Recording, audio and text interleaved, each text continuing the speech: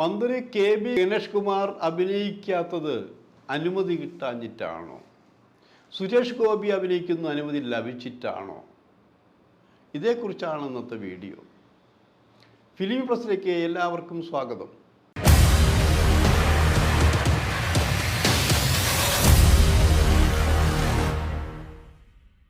K B Ganesh Kumar മന്ത്രി ആയതിനു ശേഷം, പുതിയ മന്ത്രിസഭയിൽ മന്ത്രി ആയതിനു ശേഷം അഭിനയം ഇല്ല എന്ന് തന്നെ പറയാം. കുറേ സിനിമകളിൽ അഭിനയിച്ചിട്ടുള്ള ഗണേഷ് കുമാർ എന്തുകൊണ്ടാണ് പുതിയ പ്രോജക്റ്റുകളൊന്നും ഏറ്റെടുക്കാത്തത്? സംസ്ഥാന ഗവൺമെൻറ് അനുമതി കൊടുക്കാഞ്ഞിട്ടാണോ, അത് സിനിമയിൽ അവസരം കുറഞ്ഞിട്ടാണോ? എന്താ കാരണം എന്നറിയാനാണ് ഗണേഷ് കുമാറിനെ സ്നേഹിക്കുന്നവരുടെ ചോദ്യങ്ങൾ. ആ ചോദ്യത്തോടൊപ്പം മറ്റൊരു കാര്യം കൂടി ചോദിക്കുന്നു. സുരേഷ് ഗോപിയുടെ പുതിയ ചിത്രത്തിൻ്റെ പൂജ കഴിഞ്ഞു. BJP ഉടക്ക് വെച്ചിട്ട് പോലും പൂജ നടന്നു എന്നാണ് പറയുന്നത്. ഉടക്ക് വെച്ചിട്ടില്ല, പൂജയ്ക്ക് അഭിനയിക്കാനും സമ്മതം കൊടുത്തു എന്നും അറിവുണ്ട്. പക്ഷെ ഞാൻ ഇതിനെക്കുറിച്ച് അന്വേഷിച്ചു. കാരണം ഇതിനെ അന്വേഷിച്ചപ്പോൾ കഴിഞ്ഞ കുറേ കാലമായി ഈ ട്രാൻസ്പോർട്ട് ബസ്സിൻ്റെ തകർച്ച, നഷ്ടങ്ങളുടെ കണക്ക്, അതൊക്കെ കൊണ്ട് കഴിഞ്ഞ 2.5 വർഷം ഈ ഗവൺമെൻറ് സർക്കാരിൻ്റെ ഖജനാവും വിളിച്ചു എന്നൊരു പരാതി ഉണ്ടായിരുന്നു. ആ തുടക്കം മുതലേ ഉയർന്നു കേട്ടത് K B Ganesh Kumar transport വകുപ്പ് മന്ത്രി ആയിരുന്നപ്പോൾ സംസ്ഥാനത്ത് ലാഭം കിട്ടി, ചെറിയ ചെറിയ വണ്ടികൾ വന്നു. അങ്ങനെ ഒരു പ്രത്യേക രീതിയിലുള്ള ഭരണ സംവിധാനമായിരുന്നു ഗണേഷ് കുമാറിൻ്റേത്. അതിൻ്റെ പിന്തുടർച്ചയായി വീണ്ടും അധികാരത്തിൽ വന്നപ്പോൾ അക്കാര്യങ്ങൾ സംരക്ഷിക്കാനുള്ള ഒരുക്കത്തിലായിരുന്നു. മാത്രമല്ല, കേരള കോൺഗ്രസ് ബിയുടെ സംസ്ഥാന ചെയർമാനാണ്. അവരുടെ സമ്മേളനങ്ങൾ നടന്നുകൊണ്ടിരിക്കുന്നു.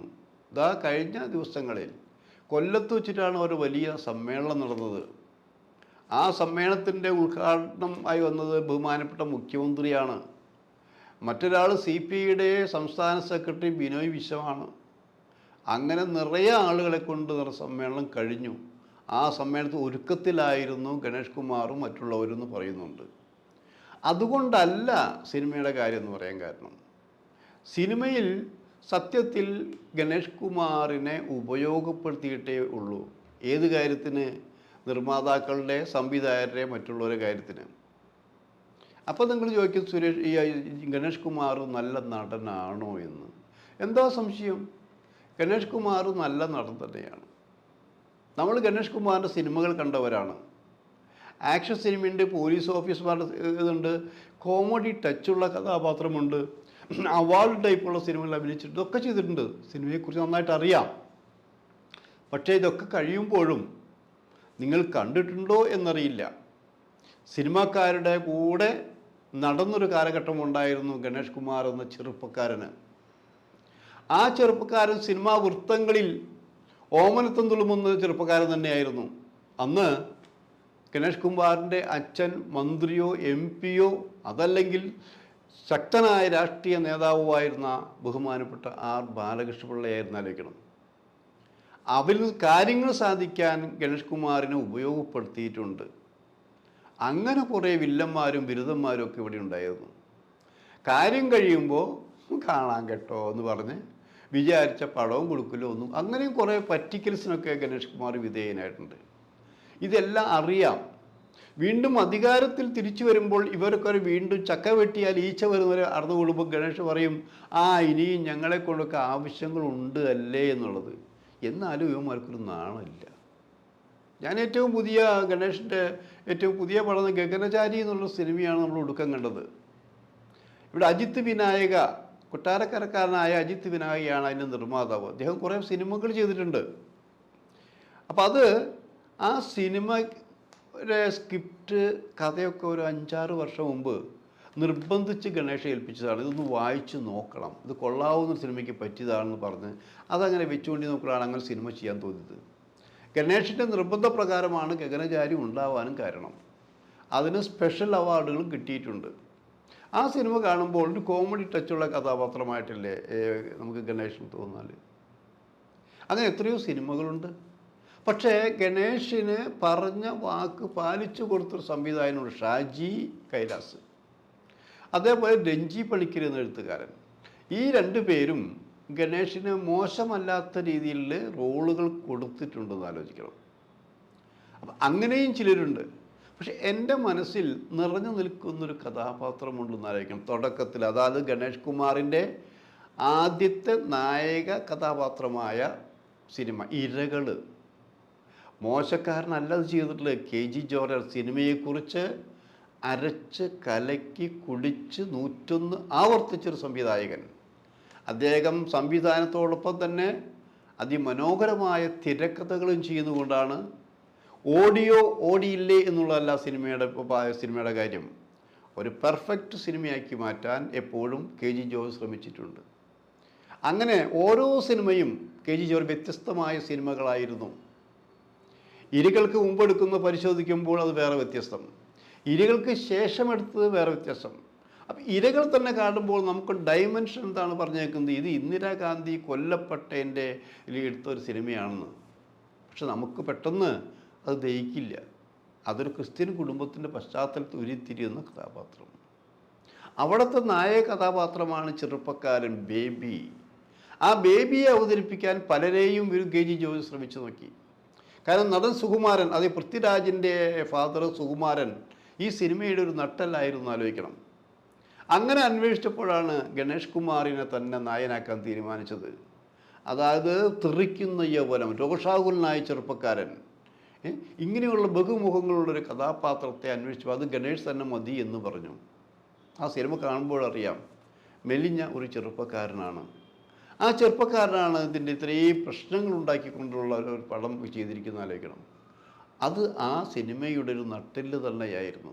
ആ ഒറ്റ പടം മതി ഗണേഷ് കുമാറിലെ കഴിവുകൾ മനസ്സിലാക്കാൻ. ആ കഴിവ് ഉണ്ടാവണമെങ്കിൽ നല്ല സംവിധായകനായിരിക്കണം എന്ന് ആലോചിക്കണം. നമ്മൾ നല്ല പാചകക്കാരുണ്ടായാൽ നല്ല വിഭവങ്ങളൊക്കെ ഉണ്ടാവില്ലേ? എല്ലാ ചേരുവകളും ചേർത്തത് കൊണ്ട് മാത്രം നല്ല വിഭവം ഉണ്ടാവുന്നില്ല. അതുതന്നെയാണ് ഇവിടെയും സ്ഥിതി. നല്ല സിനിമയുണ്ടാക്കാൻ നല്ല സ്ക്രിപ്റ്റ് വേണം, നല്ല കഥ വേണം, നല്ല സംവിധായകൻ വേണം, അതിനനുബന്ധമായി മറ്റു കാര്യങ്ങളെല്ലാം വേണം.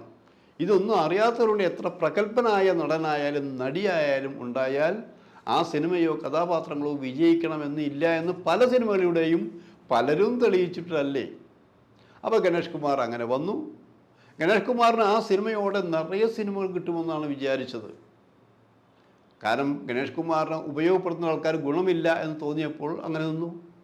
പിന്നെ പിന്നെ തിരക്കായി. അധികാരം വരുമ്പോൾ തിരക്ക് കൂടും. ഗണേഷ് കുമാർ പല തിരക്കുള്ള ഇതിലേക്ക് ഗണേഷ് കുമാർ വളർന്നു എന്നാലോചിക്കണം. കുറേ കൂടുതലും വില്ലൻ കഥാപാത്രങ്ങളല്ല കിട്ടിയിട്ടുള്ളത്. നല്ല പോലീസ് ഓഫീസേഴ്സ്, അതുമാതിരിയുള്ള മിതത്വം പാലിക്കുന്ന രീതിയിലുള്ള ചില സംഭവങ്ങൾ ഉണ്ടായിട്ടുണ്ട്. അപ്പം അങ്ങനെയുള്ള ഗണേഷ് കുമാർ പെട്ടെന്ന് അഭിനയം നിർത്തി എന്നറിയുമ്പോൾ, എന്തുകൊണ്ട് നിർത്തി എന്ന് ചോദിച്ചാൽ നമുക്ക് ഉത്തരം പറയേണ്ടി വരും. ഗണേഷ് അഭിനയം നിർത്തിയിട്ടില്ല. പക്ഷേ 2.5 വർഷമാണ് അദ്ദേഹത്തിൻ്റെ ഈ മന്ത്രിയുടെ കാലാവധി എന്നാലോചിക്കണം. ഇപ്പം തന്നെ കുറച്ച് മാസങ്ങൾ കഴിഞ്ഞു. ഈ മാസങ്ങൾക്കുള്ളിൽ പ്രതിസന്ധിയിലൂടെയാണ് അദ്ദേഹം പോയിക്കൊണ്ടിരിക്കുന്നത്. കാരണം മറ്റു പലരും തേച്ച് കളഞ്ഞ് നശിപ്പിച്ച ട്രാൻസ്പോർട്ട് വകുപ്പിനെ ഒന്ന് ശുദ്ധീകരിച്ചെടുക്കാനുള്ള ഓട്ടത്തിലാണെന്ന് ആലോചിക്കണം. ആ ഓട്ടത്തിനിടയിൽ സിനിമയിൽ അഭിനയിക്കാൻ പോയാൽ ഇത് അവിടെ കെടുക്കും. എന്നാൽ പിന്നെ അഭിനയിച്ചാൽ പോരെ, എന്തിനീ ഭാരം ഏറ്റെടുത്തു എന്ന് ചോദിച്ച് ക്രൂശിക്കാനുള്ള ആൾക്കാർ വേറെ ഉണ്ടാവും. വളരെ ബുദ്ധിപരമായിട്ട് തന്നെയാണ് ഗണേഷ് കുമാർ വന്നുകൊണ്ടിരിക്കുന്നത്. ഇപ്പോൾ തന്നെ കുറേ മാറ്റങ്ങൾ വരുത്തിയില്ലേ? എന്തെല്ലാം മാറ്റം വരുത്തിയിട്ടുണ്ട്. ഈ മാറ്റം വരുത്തുമ്പോൾ നമ്മളൊക്കെ ദോഷൈക ദൃക്കളിൽ പലരും ചോദ്യങ്ങൾ ചോദിച്ച് ആക്രമിക്കാനാണ് പോകുന്നത് ആലോചിക്കണം. ഒരു പുതിയ നയം നടപ്പിലാക്കുമ്പോൾ, പുതിയ രീതിയിൽ നടപ്പിലാക്കുമ്പോൾ അതിന് കുറച്ച് തുടക്കത്തിലെ ചില അപാകതകളൊക്കെ ഉണ്ടായി. ഡ്രൈവിംഗ് പഠിക്കുമ്പോൾ പെട്ടെന്ന് വണ്ടി എടുത്ത് പോകാൻ പറ്റുമോ? അപ്പോൾ മാറ്റങ്ങൾ വിധേയമാകുമ്പോൾ അത് കുറച്ച് ദിവസം കഴിഞ്ഞാൽ ശരിയായിട്ട്. ഇപ്പം തന്നെ ട്രാൻസ്പോർട്ട് വകുപ്പ് നന്നായിക്കൊണ്ടിരിക്കുകയാണ്, നഷ്ടം കുറഞ്ഞു വന്നു. ഇപ്പോൾ ഈ 1 വർഷം കൂടി, 6 മാസം കൂടി കഴിഞ്ഞാൽ അത് പൂർണ്ണ ലാഭത്തിലാക്കാൻ പറ്റുമെന്നാണ് പറയുന്നത്. അപ്പോൾ ഗണേഷിൻ്റെ കാലാവധിയായി 2.5 വർഷം കഴിയുമ്പോഴേക്കും ഒരു പെർഫെക്റ്റ് വകുപ്പായി, ലാഭം കിട്ടുന്ന വകുപ്പായി ഇത് മാറും. പിന്നെ തകരാറ് വരുന്നൊരു മന്ത്രിസഭ ഓരോ ഉടച്ചു വാർക്കും. അത് വേണ്ട, ഇത് വേണ്ട എന്നുള്ളത്. അന്ന് വർഷങ്ങൾക്ക് മുമ്പ് ഗണേഷ് തുടർന്നിരുന്നൊരു സാമ്പത്തിക നയമുണ്ട്, ട്രാൻസ്പോർട്ട് വകുപ്പിൻ്റെ ഒരു നയമുണ്ട്. അത് തുടർന്നിരുന്നെങ്കിൽ ഇന്ന് ട്രാൻസ്പോർട്ട് വകുപ്പിന് നഷ്ടമുണ്ടാകുമായിരുന്നില്ല. ആ നഷ്ടം നികത്തിക്കൊണ്ട് ആയിരിക്കും ഗണേഷ് കുമാർ ഇനി അഭിനയിക്കാൻ പോകുന്നത്. അഭിനയം നിർത്തിയിട്ടില്ല, അഭിനയിക്കാൻ വിളിക്കാഞ്ഞിട്ടല്ല. ഏതായാലും ട്രാൻസ്പോർട്ട് വകുപ്പ് ഒന്ന് നേരെയാക്കിയ ശേഷം, ഒന്ന് ശ്വാസം വിട്ടതിന് ശേഷം അഭിനയിക്കാൻ വരും. നല്ല റോളുകളുമായി പലരും കാത്തിരിക്കുന്നുണ്ട് എന്നാണ് അറിയാൻ കഴിഞ്ഞത്.